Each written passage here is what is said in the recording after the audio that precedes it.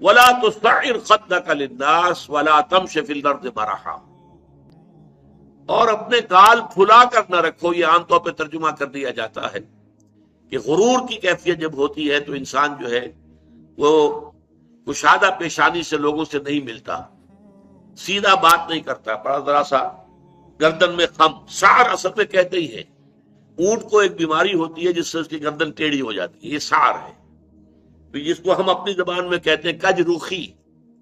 ایک آدمی آپ سے بات کرنا چاہتا ہے، آپ اس سے فیس نہیں کر رہے، اسے ذرا یوں کر کے بات کر رہے ہیں، گویا کہ براہ راست اسے ایڈریس کرنا، یہ اپنے مقام سے آپ بڑا فرو سمجھتے ہیں کہ یہ تو نیچے ہے، میرا مقام بہت بلند ہے.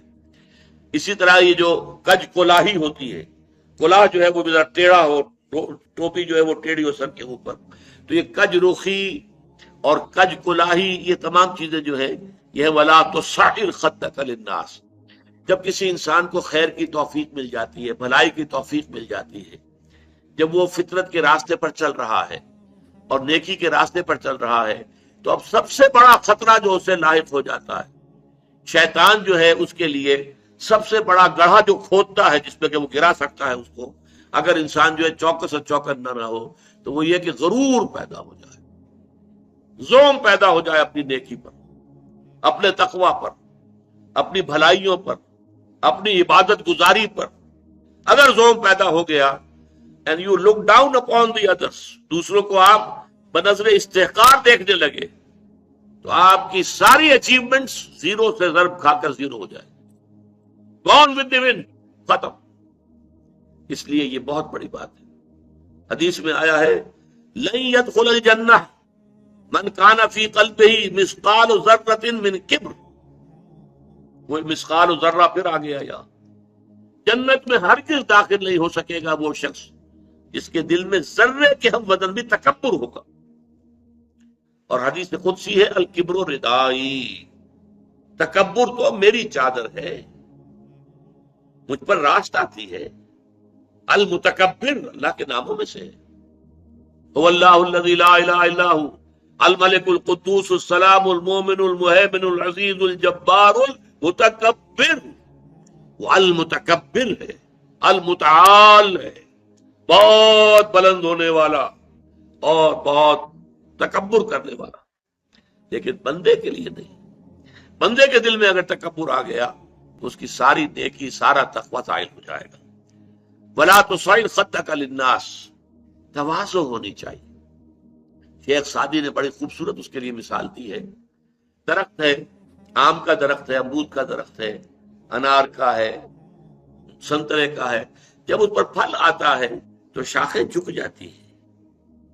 اسی طرح انسان کو اگر اللہ تعالیٰ خیر عطا کر دے، اچھے ثمرات اس کی سیرت میں، اس کے کردار میں، اس کی شخصیت میں، علم کے اعتبار سے، کردار کے اعتبار سے بھلائیاں آ جائیں، پھل آ گیا ہے، تو اب اس کو جھک جانا چاہیے، تواضع ہونا چاہیے. اس کے بجائے اگر تکبر ہو گیا، گردن اکڑ گئی، تو معلوم ہوا کہ بس سارا اپنا کیا دھرا جو ہے وہ ضائع ہو جائے گا. ولا تصعر خدک للناس ولا تمش فی الارض مرحا، اور زمین میں اتراتے ہوئے نہ چلو. اکڑ کر چلنا، اترا کر چلنا. مرح جو ہے وہ فرح سے آگے ہے. فرح کہتے ہیں خوشی سے آپے میں نہ سمانا. وہ تو خوشی سے آپے سے باہر ہو گیا، یا وہ نہیں سما رہا تھا، وہ کوئی اور لفظ میرے ذہن میں نہیں آ رہا اس وقت. تو یہ جو اس فرح سے آگے مرح ہے، اس میں یہ ہے کہ انسان اترا کر اپنی بڑائی، اپنی خوبی کا اظہار بھی کرتا ہے. ولا تمش فی الارض مرحا. اب آپ دیکھیں گے کہ یہ مضامین جو ہے قرآن مجید میں ان کی اہمیت کا اندازہ اس سے ہوگا.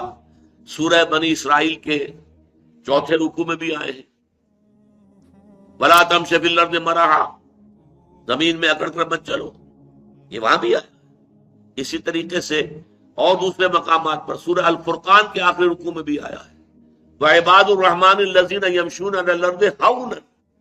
اللہ کے نیک بندے تو وہ ہیں جو زمین پر چلتے ہیں تو آہستگی کے ساتھ چلتے ہیں. وہ زور سے قدم مار کر نہیں چلتے، گردن اکھاڑ کر نہیں چلتے، گردن اکڑا کر نہیں چلتے. اور گردن بھی اکڑی ہوئی ہو اور سر کے اوپر ایک جو ہے شافہ، اس کا ترا بھی جو ہے وہ بڑا اونچا کر لیا گیا، تو اس سے کیا ہوتا ہے؟ انک لن تخرق الارض ولن تبلغ الجبال طولا. تم کتنے ہی زور سے پاؤں مار کر چلو گے، ہماری زمین کو پھاڑ نہیں سکتے. اور کتنی ہی گردن اکڑا لو اور کتنا ہی ترا چڑھا لو، پہاڑوں کی بلندی تک تو نہیں پہنچ سکتے. تو یہ در حقیقت مضمون بہت اہم ہے، متعدد مقامات پر آیا ہے، اور سورۃ الفرقان کا جو آخری رکوع ہے وہ تو ہمارے منتخب نصاب میں ہے، اور وہ تفصیل سے ہم پڑھیں گے. تو ولا تصعر خدك للناس ولا تمش في الارض مرحا ان اللہ لا يحب كل مختال فخور. یقیناً اللہ تعالیٰ کو بالکل پسند نہیں ہے جو اکڑ کر چلنے والے ہیں اور شیخی خورے ہیں. مختال کا لفظ بڑا پیارا ہے، یہ خیل سے بنا ہے. خیل جو ہے اعلیٰ نسل کا گھوڑا، بہت اونچی جس کی پیڈگری ہو، اگر آپ اس کی چال دیکھیں گے اس کی چال میں ایک تمکنت ہوتی ہے. جب انسان اپنی چال میں یہی تمکنت اختیار کرتا ہے تو یہ اختیال ہے.